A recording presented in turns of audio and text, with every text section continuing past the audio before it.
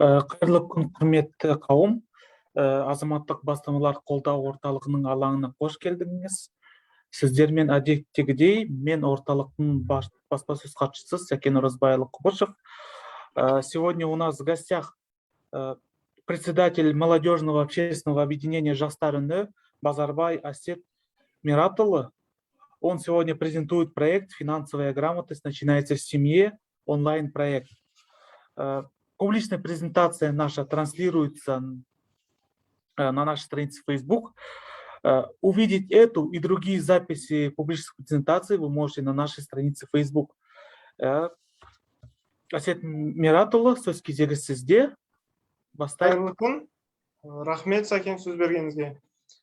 Тағы да айта кетсек, Жастар үні республикалық қоғамдық бірлестігінің төрағасымын.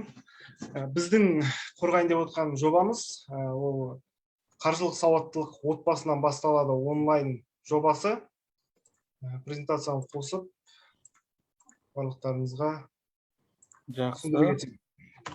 Біздің негізгі мақсатымыз бизнес тренерлерді тарта отырып, жас және көп балалы отбасылар үшін кәсіпкерлік дағдыларын дамыту, кәсіпкерлікті жүргізу, көшбасшылық дағдыларын дамыту жөнінде отбасылық бюджетті дұрыс бөлу туралы курстар ұйымдастыру және өткізу. Негізгі 3-4 мақсатымыз бар. Бірінші мақсатымыз қаржылық сауаттылыққа оқыту және олар бойынша семинарлар сериясын практикалық сабақтар өткізу. Ол үшін біз арнайы қаржылық сауаттылық үйрету мақсатында 20 сабақтан тұратын курс ұйымдастырамыз. Оны ауыл халқына және барлық жерге Instagram платформаларға тарататын боламыз бұл курсты. Қиын қаржылық жағдай отбасы, кредит мен әлеумет, микроқарыз, ипотека, кредит беру, артықшылық мен шектеу, болашаққа инвестиция тақырыбында әртүрлі сыныптар ұйымдастырып, 10 шеберлік сыныбын ұйымдастырамыз. Әр сабаққа кәсіби мамандарды шақырамыз.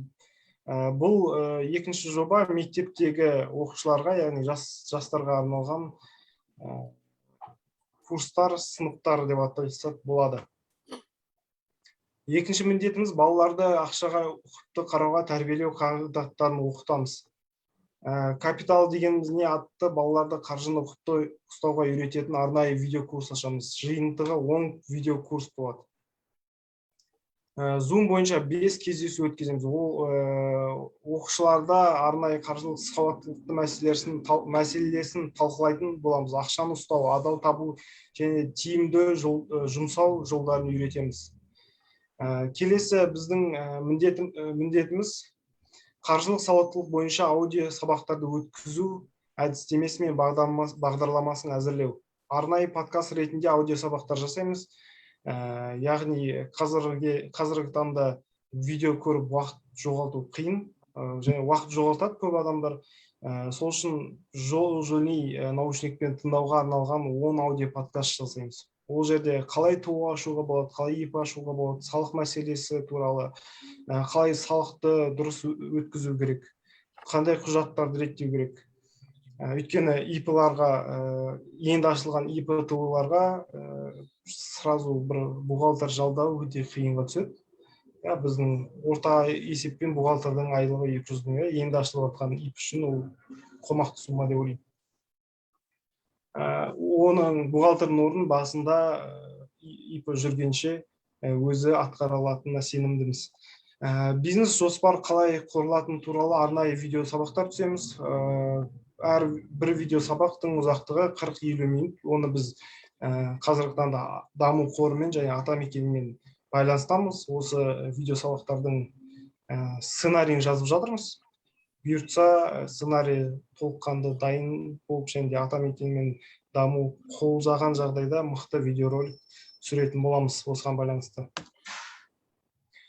Одан кейін атамекеннің сарапшыларын тарта отырып, ауылдағы отбасыларға арналған кездесу ұйымдастырамыз. Кездесу барысында бизнес қалай ашу тағысындағы сұрақтарға жауап беретін болады. Және де атамекен өзінің жобаларымен таныстыратын болады. Яғни субсидия беру тағысындағы алдыңғы жылдар 500 мың теңге беру курсы осындай жобалармен. кредит рәсімдеу кезінде келісім шартта қандай пункттерге көңіл бөлу керек, кредитті қалай жапқан дұрыс, немесе несие аларда неге назар аударамыз сынды арнайы 5 видеоролик түсіреміз.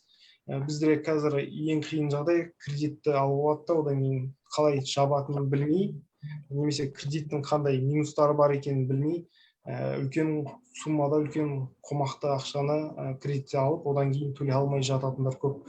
Осы проблема туындамау үшін біз арнайы видеороликтер түсіреміз, оны әлеуметтік желілерге таратамыз. Одан бөлек біздің осы курста оқып жатқан ауыл отбасыларымен таныстырамыз, өйткені олар бір бизнесін ашу үшін кредит алуға мәжбүрлі болады. Одан кейін қалай жабу керектігін жақсы түсіндіретін боламыз осы видеоларда. Ең біздің 4-ші міндетіміз ол вирустық роликтер түсіру және кемінде 15 инфографика әзірлеу.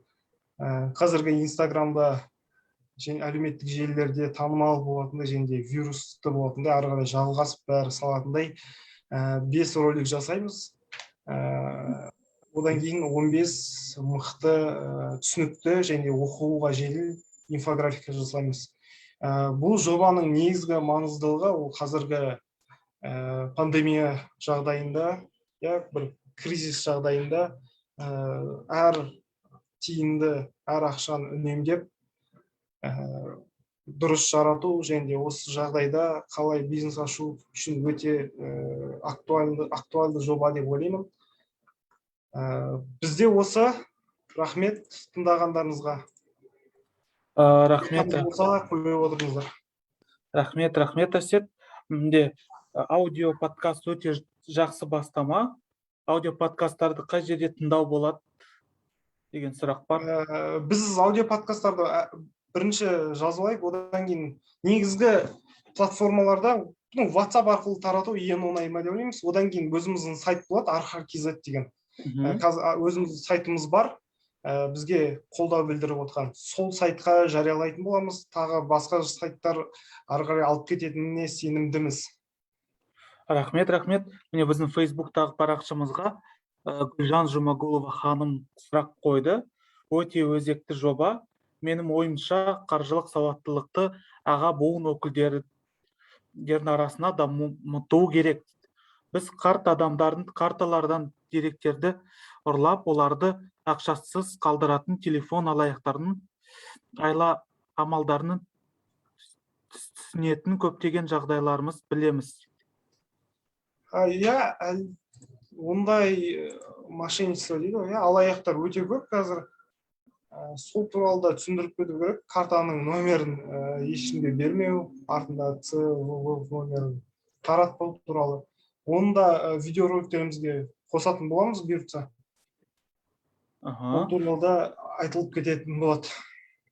Жақсы, ол жақсы бастама болатын еді. Міне тағы да Гүлжан Жұмагулова, сонымен қатар фишинг жағдайлары желіде желіп кетті дейді адам. Қандай жағдайлар? Фишинг жағдайлары желіде желіп кетті дейді адам. Қандай жағдайлар? Фишинг жағдайлары желіде желіп.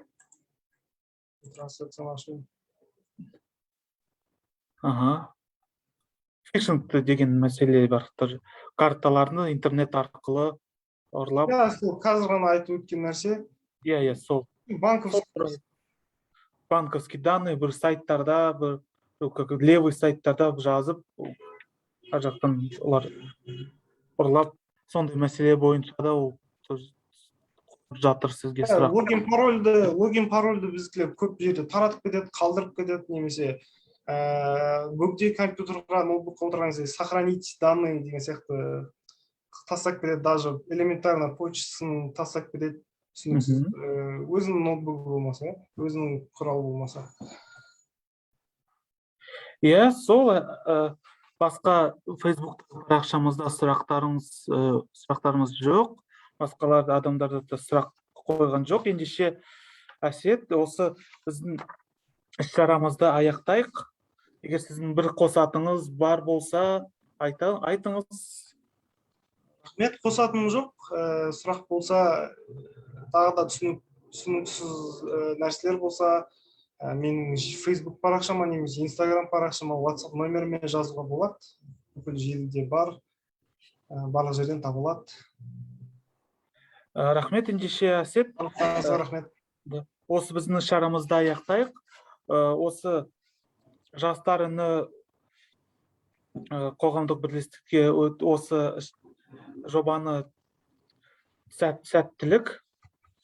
Уважаемые зрители нашего эфира, на этом мы завершаем публичную презентацию проекта «Финансовая грамотность начинается в семье» онлайн-проект. По техническим причинам запланированная трансляция, публичная презентация национальной волонтерской сети переносится на неопределенный срок. В ближайшее время мы вам сообщим. Қош сау болыңыз, келесі кездескенше. Сау болыңыздар.